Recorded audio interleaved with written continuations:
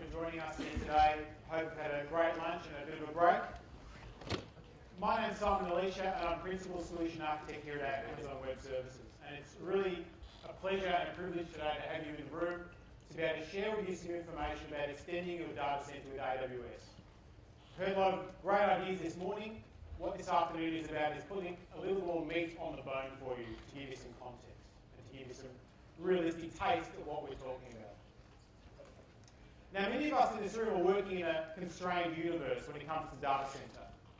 Many organisations are facing significant power constraints. And it's not just the fact that I can't get enough power. I may have sufficient power to my data centre, but I can't replace old equipment with new equipment because I don't have enough power to put the new equipment in once the old equipment is going away. A big challenge. Other people have the problem where they say, I'd like to purchase this type of server or this type of processing capacity, but I don't have the density of power available to me to be able to host that in my own environment. Oops, slip forward there. In many other cases, it's a case of space constraints. I just don't have enough room to do what I want to do. This is not just about having acres and acres of space. It's about having the space where you need it. I remember a few years back I was working with a bank and they had one of these big, massive tape silos, the really exciting ones with a robot that goes back and forward. It's really cool to watch. And they filled theirs up and they went to the vendor and said, look, we need another 1,000 cartridges worth of space, please. I said, yeah, for sure. Purchase order, the whole thing, get the engineers in. Engineers came in and said, yeah, happy to do it for you. We just need you to knock down that wall because the way the silo was designed, it could only extend in a particular direction. Not a great situation to be in. Other organisations are facing processing constraints. I need to do a marketing campaign for 3 months and we're going to get 4 million users over that time. I haven't got that computer, sorry, it's not in my back pocket. Or we want to do some really heavy-duty data analytics. Sorry, I can't help you, out of power. What I most commonly see in Australian businesses today is this. It's the white space problem. I have all these great ideas, and every time I go and try and get something done, I can't because there's not enough servers, there's not enough storage, it takes too long to get it, we don't have time, we can't do it. It's a no, no, no cycle. And this is devastating for businesses that are trying to be more agile, more creative, more responsive to their marketplace. And the challenge is, when all you have is a hammer, everything looks like a nail. I worked in data centers for a long time and I spent hours figuring out how to change power feeds and how to move equipment around and how to migrate and P2V and all this good stuff to try and figure out what to do because that was the box in which I was operating under. But when you move to cloud, you have a whole toolkit available to you to do different things in different ways. So what if you could extend yourself into the cloud easily and securely? Well, the short answer is you can. You can connect your corporate data center to AWS resources securely using the virtual private cloud. And we'll talk about how this works in some detail. And create a secure connection between your site, the Amazon regions, and your customers. So let's take a bit of a step back. We're going to get into a little bit of technical detail for an executive track, but it's good to, as an executive, to be able to test the technical people from time to time. Ask a few curly questions, throw a buzzword in here and there, keep people on their toes. So the way that standard elastic compute cloud or EC2 networking works is this. When you spin up a new machine, it has a private address that it can talk to its colleagues within the network, and a public address that is what you access it with. Otherwise, how do you get your resources in the cloud? And it's a very simple model, works very easily, it's very quick to set up. There's no traditional network maintenance. It's a godsend for developers and for our OS guys who don't like dealing with the network layer. And what happens as customers deploy their solutions into the Amazon availability zones and regions is that the instances get created and they have their own private addresses, but they're sharing the same address space. So you have no control over what address you'll be allocated, you just get the address that you get. And every time you reboot a machine, you'll get a new address. It doesn't keep its same address unless you do a few little techniques to make that happen. So this is, again, is a slightly different mental model than most people face. And so we have all our private addresses, and then we present public addresses at the border as well. That's how we access our system. And that's how it works in the normal, classic world. Now, this is nice because it's easy. It's management-free, it's simple. But for some people, it's not enough. Because they want to control security not just incoming, but outgoing. They like the segregation of subnet constructs, which are very familiar to networking people. There's a mental model issue, as I said. This doesn't work that way. Well, it does, but it doesn't have to. And also things like demilitarized zones and network address translation and the fixed IP addresses can cause problems, can cause issues. So we've solved that with the virtual private cloud. What does this provide for you? It provides for you a user-defined IP networking space where you define the address range, you define the security controls, you control what data comes in and what comes out, you control which service can even see the internet at all, and it uses traditional and well-understood networking componentry and nomenclature. So you can make these things quite big. So for example, one VPC, and you can have many in your account, can have over 65,000 addresses. So think of 65,000 servers. I'm thinking that's probably enough for most people in the room. Love to talk to you if it's not enough. You can have 20 subnets per VPC. Of course, you can have more. That's just the initial limit. And you can define things like routing rules and the gateways that you use and access to the internet and security controls, and also virtual private network tunnels back to your environment. The other thing is that the addresses are stable once they're assigned to the server. This is really useful when you're using internal management tools that aren't familiar with this thing called cloud and don't like IP addresses changing all the time. Hey there, guys. Go on. I'm guessing the screensaver just... What do you reckon?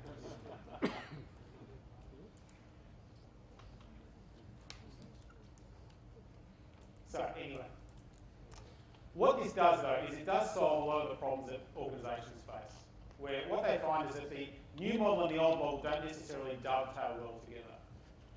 So what we're trying to do is make that a lot easier for you. And it's a lot easier if I can show you, which now I can. So when you're launching into a virtual private cloud, you have essentially your own segregated area of the network. So all the other ones go away. You control how it looks. You control how the addressing is done. You also get to control the allocation of the addresses to those instances as well. So you're addressing it with your own IP address range. So let's talk about some models. Enough about product for the moment. Let's talk about models. I want to share with you 4 very typical models that we see out there. This is not the exhaustive list, it is a useful list. The first is the isolated project. The second is the expansion of existing systems into the cloud, but no public access. It's kind of like a bubble. The third is where we want to actually have systems that we expose to public, so we want to host in the cloud but show it to the public. And the last one is the much unloved branch office solution. So let's look at the isolated project. This is an example where we say, I've got a team of devs who need to spin up some servers and do some work. Very common these days, I have to tell you. I have a lot of customers who are saying, we're building this great new iPad app, it's got to be up in 3 months, we don't have time to muck around getting infrastructure, we're developing it in the cloud. Bang, they're gone. 2-day turnaround, we're starting to work. I've got 30 devs sitting there ready to go. In this situation, there's no need to actually access internal systems. So you don't necessarily need to have a VPC. Some organisations do, but it's not mandatory. It's very useful for time-bound or ephemeral type projects that come and go. It's also really useful for what we call fast fail projects. What's a fast fail project? That means I want to try something. It might not work. I'd rather know that it's not going to work in 2 weeks rather than in 6 months. And I'd like my cost of failure to be quite low. I don't want to invest $200,000 in kit to know that my idea was not a great idea. This is a very important consideration when you're innovating. Thomas Edison once said, I've never failed. I've simply discovered 10,000 ways that do not work.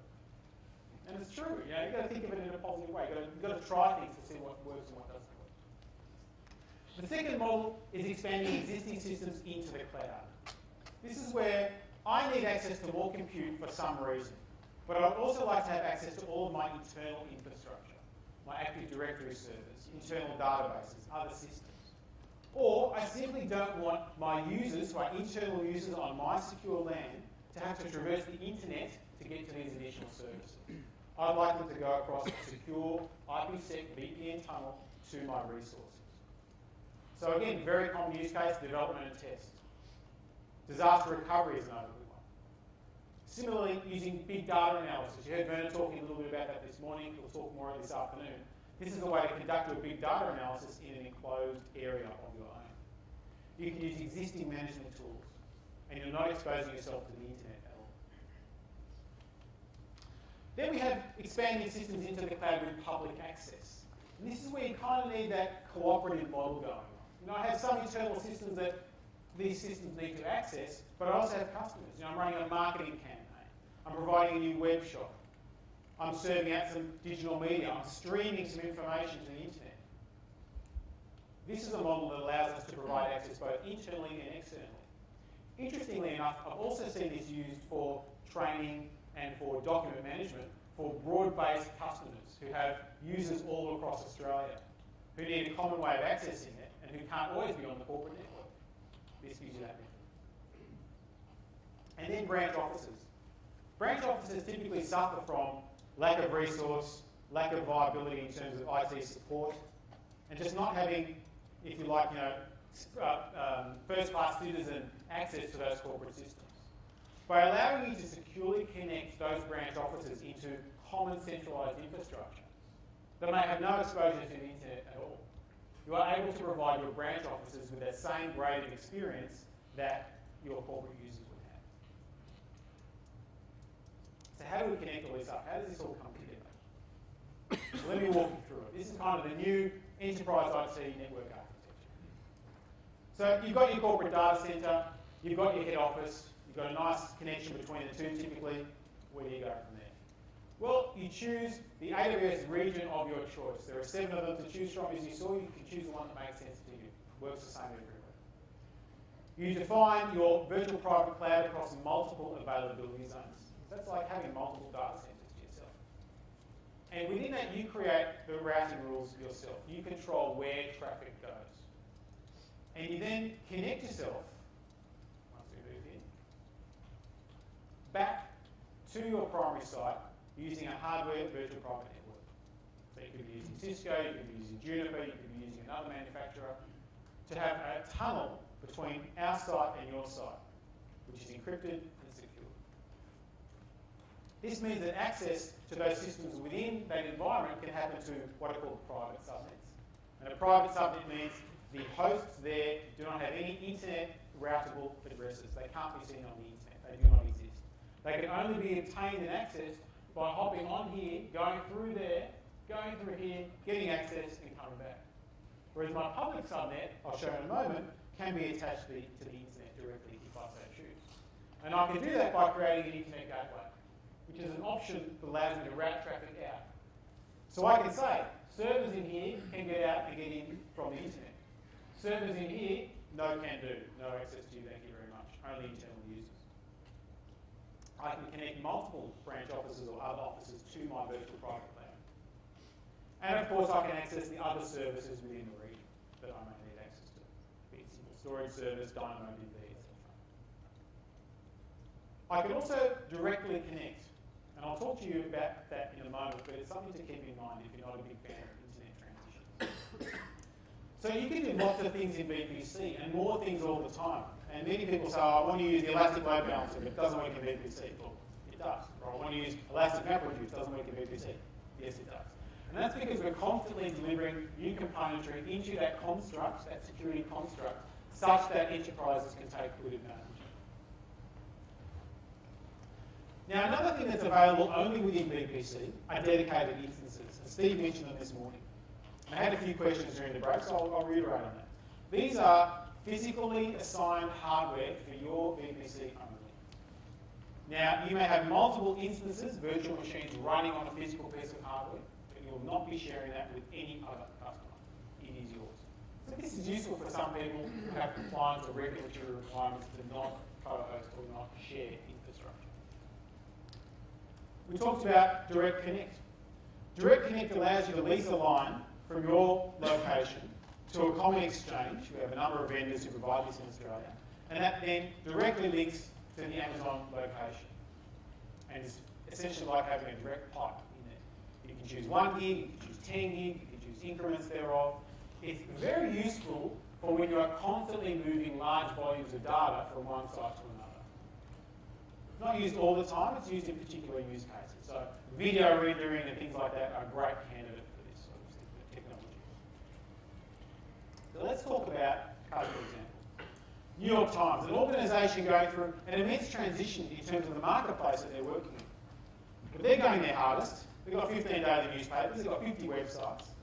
They're doing 62 million unique users a month and 1 billion page views a month. So that's a pretty serious statistics for anyone running a website. And so they went through a process of expansion to host all of this, and they made a decision to use Amazon. And as you can see over their 2-year journey there, they went from under 5% utilisation of EC2, which is our elastic compute cloud, to over 40% utilisation. Now that's interesting as a statistic because they had 2 other data centres, 3 other data centres they were using, they were just operating normally. What's special about that? Well, the interesting thing, come on, so interesting it doesn't want to show you. There we go. The interesting thing is the cost for the 40% of processing was 25% of the spend. They were able to get more capacity more efficiently off-site, but connecting it directly into their environment such that it was just like the rest of their environment. Let me break that down for you in a different way. Capacity cost. As a CFO or a CIO, that's the way you want the bar graph to look.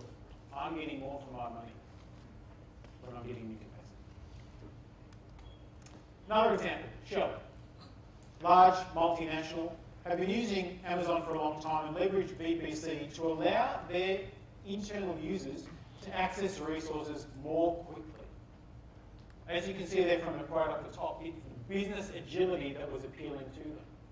So they built a construct and a governance process whereby deploying internally or externally was the same. And there was not that big decision that had to be made because all the plumbing had already been done. All the structure had already been put in place.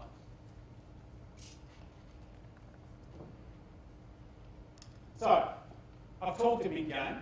I've shown you some fancy PowerPoint slides. This must be the world of cloud. Let's do something a bit more serious here.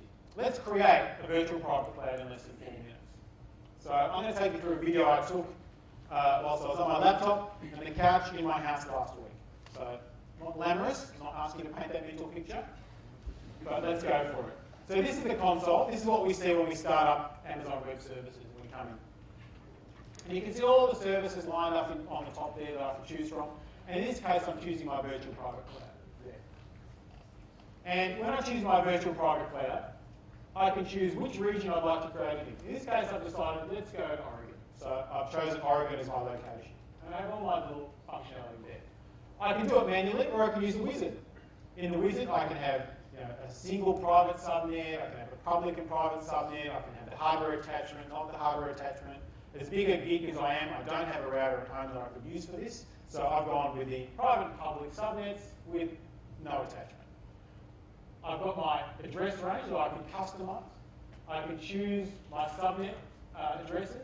It's also going to create a network address translation instance for those nodes that I'd like to access the internet. So I can do it securely and safely. So I have a lot of choice over what I configure here. I can even configure if I want to have the default or the dedicated tenancy. And then I click OK. And I thought when I was making this video, do I just fast forward this bit? You know, progress bars, we've all seen them. We live with them every day. They're not that exciting to watch. But I thought, no, this is exciting to watch. Because if you've ever done a data center build out and said, can I please have my network? It's like, no worries, Chief, see you in a few months. What we're going to see here is this being built in real time. I've not fast forwarded this, I've not done anything. So basically, when you're building out a new environment, you put in that information, you go and get a cup of coffee. But you go to the tea room, because there's not enough time to go downstairs to George Street to get a real coffee. So you have to be very careful with your timing, because that's what's going to happen. Boom, done. Congratulations, we have our network. So if we look at what we've got here, we've got a virtual private cloud. We can have many of these with our range. You can see here now we have some subnets. We have 2 subnets that were created by the wizard. One is a public one is a private one. And you'll see that one of them has more available IPs than the other, because we've also spun up the network address translation instance as well. We can see in this case it's using that instance, that's what this little I was. And that means that all traffic that is routed through that particular instance. So I can control ingress and egress very successfully. I also have a public one as well that will go straight through the internet gateway, which you can see there, the IGW, that's the one there. Here you can go just directly to the internet and I can access him. I'll show you what that means shortly. So everything is set there, my destinations, my route tables, all the things I like to configure, my access control list is set. You can see here, here's my internet gateway that was created automatically. It's not a machine, it's not a thing, it's just a service that is available to you. So I can attach that as I need to. I can turn it off if I wanted to as well. I can also set my access control lists. So I can choose the rules that are applied for different subnets and how they're applied. What comes in, what comes out. Similarly with security groups, I can control the rules of what data comes in, but differently in VPC, I can control what data goes out as well. So I have complete choice over what I want my service to be able to do. So this allows you to lock things down even between other security groups, not just in a sort of single binary method as well. Then we can see our route tables here. And so route tables allow us to choose where traffic goes from a particular subnet. So it gives you the same level of control you're familiar with. If you want to dabble with those, you can. If you don't want to touch them, you don't need to. If we flick over to the EC2 tab, so this is where all the compute lives, what will come up here is our instance that was automatically created by this process. And this is our network address translation and NAT instance.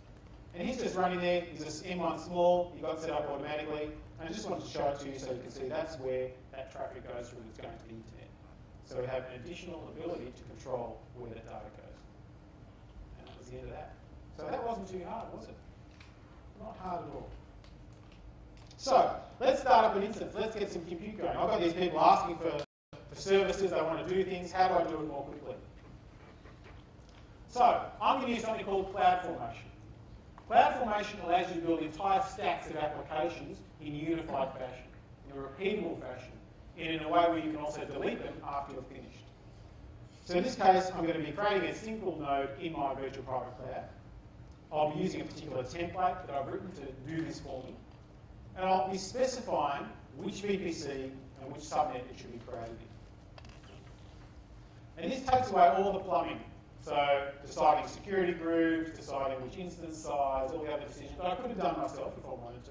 But in this case, I can do it repeatedly.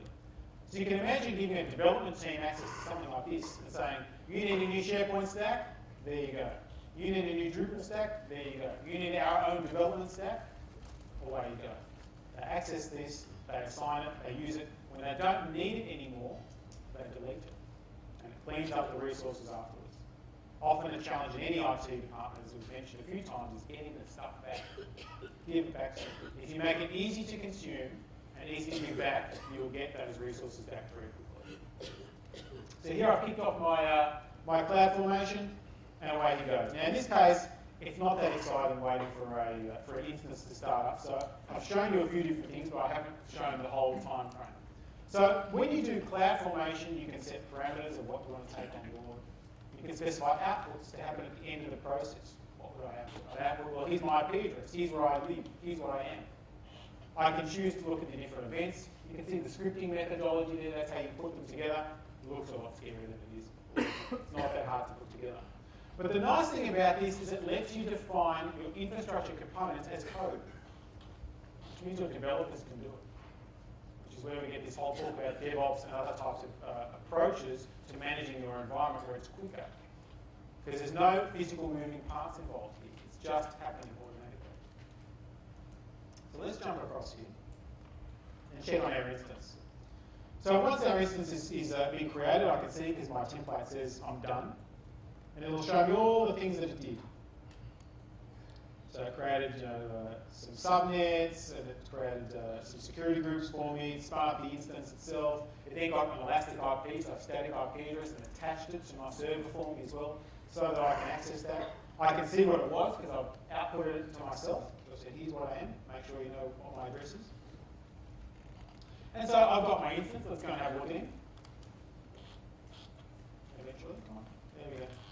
And he's running there. Now there's 2 instances in that region. There was only one before, if you recall. And here's the one that I created with that CloudFormation stack.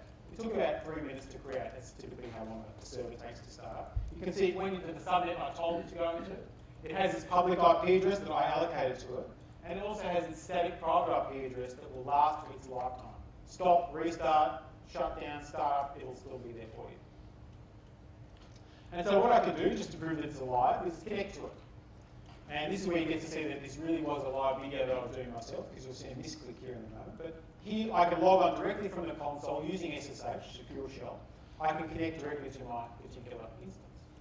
And so I give it my credentials, and then I thought I'd press click and launch in this case, but I didn't. So we wait for a moment for someone to realize I hadn't clicked the button correctly. This is what you do when you do the things real. Then I recognise, didn't click the button, better click it. Clicked it again. Hey presto, up comes my SSH window, and we log in, and there's a Linux server for me that I can use, play with, and do whatever I normally would do. So consider that what we've just done is built an entire network substrate and spun up instances in that substrate in the time it took me to tell you about it. And often this is an interesting point because people say, let's debate whether we're going to do this, whether we're not going to do this, etc., etc. Often you can do these things faster than the time it takes to debate them. Try them, see, does it make sense for you? You can make this as detailed, as complicated, as complex as you need to. So here's a nice eye chart for you. This is SharePoint in the cloud. Increasingly common use case around the world now of organizations wanting to deploy SharePoint in the canonical architecture that Microsoft says you should do. This is from our latest white paper about deploying SharePoint. You can see here there are subnets, there are interrelationships, there are access control lists, there's virtual private gateways back to the internal site. This is hosting SharePoint in the cloud only for internal consumption. So let's shift gears a little bit. So I've got this thing out there that I can deploy stuff into. I think we've shown it, it's a viable option. I want all these cool benefits that Werner and Co are talking about. I don't want the investment up front, I want the agility, I want all that good stuff. But you know what? I've got the stuff I've already got. What do I do? So the first thing is you need to have a cloud strategy. You need to say, well, what am I doing? Why am I doing it? What makes sense from a business context? What problems am I trying to solve? What gaps am I trying to fill? And then breaking up into two areas. New applications. New applications are pretty simple. You build a cloud-ready design. In general, most people are doing this because they're building either for a virtualized environment or with a mind to say, at some point, I'm sure we'll be deploying in cloud. And we're seeing this with independent software vendors. We're changing the way the applications are built to work better in cloud. What does that mean? Don't use the network address for licensing. Don't require a dongle or some specific piece of hardware to work properly. Be a bit more flexible. So the new stuff, easy, no-brainer, all the cool kids are doing it. The harder stuff are the existing applications. There are the no-brainer apps, and we'll talk about what those are in a minute. But then there's the harder stuff. People say, Simon, what about the harder stuff? I'm going to cloud, you know? Well, I've got some bad news for you. There's some hard stuff to move. Not everything will move. I'm not standing here today telling you, move everything, you all must go. You know, there is stuff that will move and stuff that won't.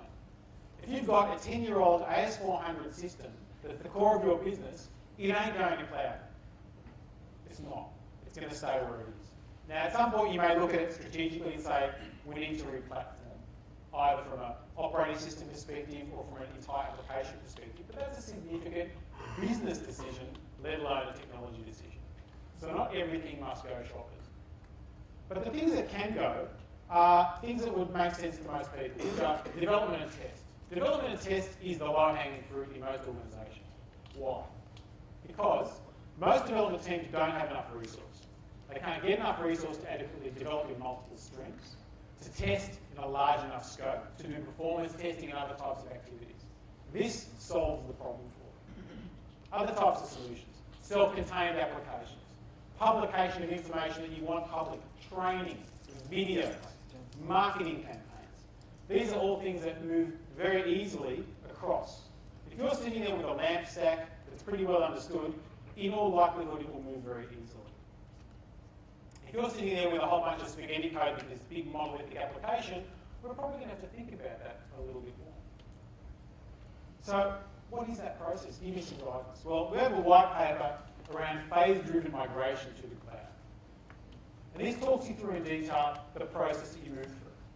An assessment phase where you understand dependencies of different systems, how they fit together, which things could go, which things shouldn't go, which things must go, which things can't go. Then we do a proof of concept.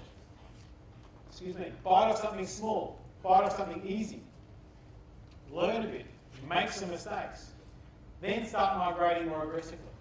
Migrate data across. Migrate servers across. And then once you're actually in the cloud with those existing applications, optimize. Optimize for performance. Optimize for price. There are a lot of choices that you have that you don't normally have in a traditional environment. And we talk about some of those in the architecture tracks. But really this stage 6, the optimization phase, is often a very exciting phase for businesses. Because suddenly they take advantage of the elastic components available to them. So really what I want to close with is just to let you understand that you have a bridge to more IT capacity than you ever dreamed of. You have the ability to deploy more compute power and more resource problems than you ever had before.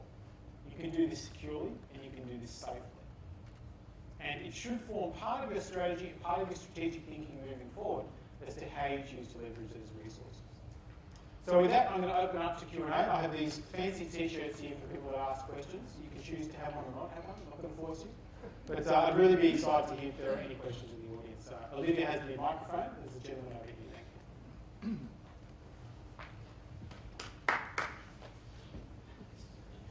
I haven't earned my applause yet.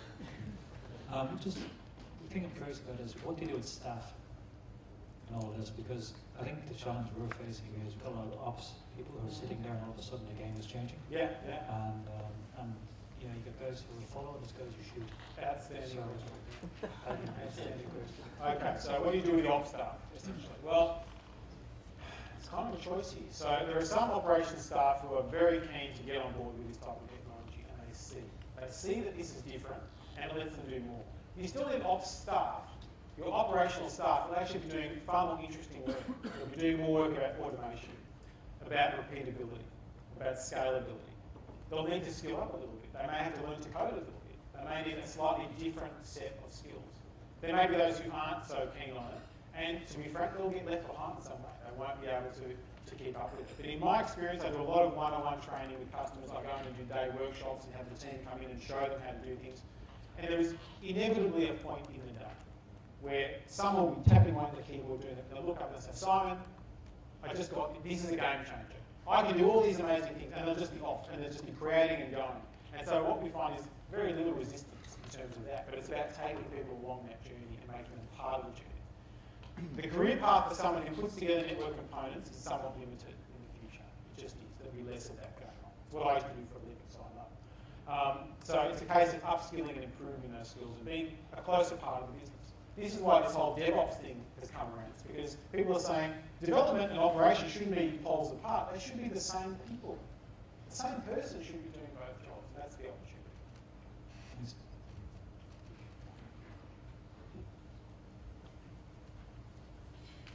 I think I have the other half of that question, which is what happens when you take a bunch of developers who have got no operational experience at all and let them run your production systems? Which is a scary, scary concept. Crazy. It's a beautiful thing. It's a beautiful thing called accountability.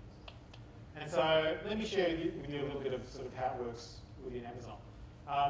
People who develop services are on page duty. They carry the pager at night. When something breaks and the beeper goes off, the person that wrote the code fixes the code.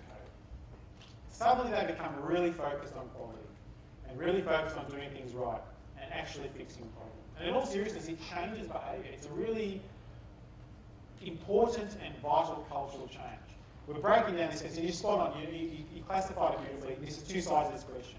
And traditionally there was dev and operations, and it was the dead fish you'd throw over the fence, and the guy said, "Here you go, here's your fish." Like, what the hell is this? What am I going to do with this? It's breaking that down completely and saying, you break it, you fix it, you make it work. And culturally, that accountability actually works quite well. Because if you're saying to someone, I'm going to give you the resources to build it the way you want to build, I'm going to give you enough resource to run the tests you feel comfortable with testing, will you feel comfortable holding this pager? And the answer is typically yes. You let me do it my way, I'll get it done for you. That's typically how it works. But a great question. Other questions? This one over there. The VPC, it's a great enabler to extend the data center. But your side with Asia Pacific's in Singapore, are you seeing many Australian customers take advantage of that VPC now, or are they going to wait till there's a local offering? Heaps. I can't give you specific numbers, but I'm going to use the highly technical term of heaps. So what are Australian customers doing? They're using both Singapore and US West, are the two regions that they're getting the most success out of. And they're deploying virtual private clouds in both of those, actively and aggressively. Because they realise that it's giving them the control and the security constructs that they want to use in those environments. So they don't need a local presence. In fact, there are many highly visible websites you use on a day-to-day basis that are not hosted locally, that are hosted elsewhere. And you don't notice. That's kind of how it works. So that's used a lot. Another use case I'll share with you, a lot of Australian organisations are using offshore development teams that are in other countries. So they'll also VPC those development teams in to the particular region as well to provide secure access for those developers as well. So it kind of covers two bases there. Other questions?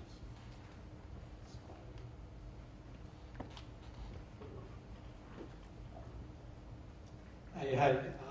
It was quite easy to create one. I was just wondering if you can comment on costs for a smaller organization that has, say, around 5 servers to move to the cloud.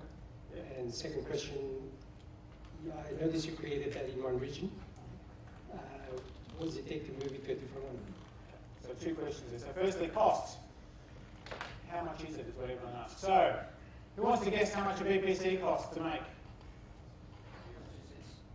0, correct answer, thank you. 0 cost to create a VPC. We do charge for the VPN connection to the VPC if you have a hardware one. You can use software ones for free. The hardware one costs a grand sum of 5 cents an hour. Works out to be about $500 a year to have that. In terms of the number of servers, totally depends on what size they are. We have an online calculator that lets you calculate that exactly. In terms of moving between regions, as you heard Steve talk about this morning, each region is separate, intentionally and by design, to allow you to place data as you like. So the VPC you have in one region will be different to the one in another region. They could even have the same address space, potentially, depending on your own internal design. But you wouldn't do a lift and shift, you would do a replica migration between those two sites. Question over here? It's good we're making Olivia run today. It's quite a big lunch, so you've got to work that on. Yeah, good day. 2 questions. One, because it's, there's no dedicated Australian servers, is this going to cause government departments not to actually pick up the cloud service? And, like, for example, I know the organisation I work for full-time will not employ overseas programmers. They will not use overseas servers because of security. And the second one is, say, a level above the operations and devs area. One's when people are accounting and that start seeing people spinning up servers willy-nilly. Do the high levels actually appreciate it, or they say, no, don't do it? So 2 parts of that question. I might do the second part first. So in terms of the cost perspective, what I often find is a lot of engagements with AWS are driven by the business side, not the IT side. Because they're trying to solve problems or finish projects that they can't do today. And so they're often quite surprised in a pleasant way at what the pricing is, because they know they have the flexibility, they can turn it off, etc. Recently we just announced alerting on billing as well, so you can set thresholds and alert based on those. So typically we actually get a really good reception. Often there's a bit of an interesting conversation first when we say, well, this is on-demand pricing and there's no commitment. And they say, do you really mean no commitment? What if we go in 5 minutes? Nothing we can do about it. It's sort of changed that model. But typically well received and typically has business level sponsorship. To the security question and compliance question about where things can go. A lot of it depends on the regulatory construct you're under. And often what I find is when I talk to customers and I say, we can't put our stuff outside of Australia.